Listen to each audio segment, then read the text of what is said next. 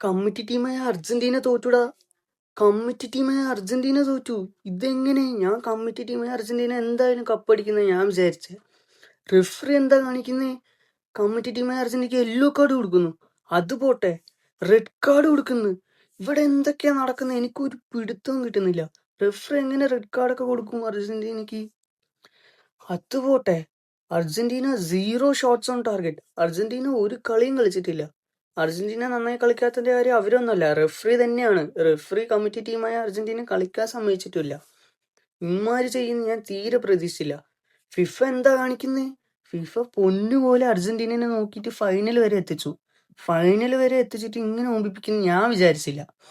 FIFA മൊട്ടയും കൂടെ ചേർന്ന് Argentina അമ്മാതിരി തേപ്പാ തേച്ചേക്കുന്നത്. ഇവിടെ പ്രേമിക്കുന്നവര് പോലും ഇങ്ങനെ തേക്കൂല. ഫിഫയും മൊട്ടയും അർജന്റീന ഇങ്ങനെ തേച്ചതിൽ എനിക്ക് നല്ല വിഷമമുണ്ട്. ഫൈനൽ വരെ എത്തിച്ചിട്ട് ഇങ്ങനെ തേക്കുന്ന ഞാൻ തീരെ പ്രതീക്ഷിച്ചില്ല. കപ്പ് കൊടുക്കും തന്നെ ഞാൻ വിചാരിച്ചേ. ഇനിയെങ്കിലും ഫിഫനെ ഇങ്ങനെ വിശ്വസിച്ച് തേപ്പ് വാങ്ങിക്കാതിരിക്കുക. പിന്നെ സ്പെയിൻ നല്ല കളി കളിച്ചു. ദേ ഡിസേർവ്ഡ് ഇറ്റ്. അതിലൊരു ഇതും പറയാനില്ല.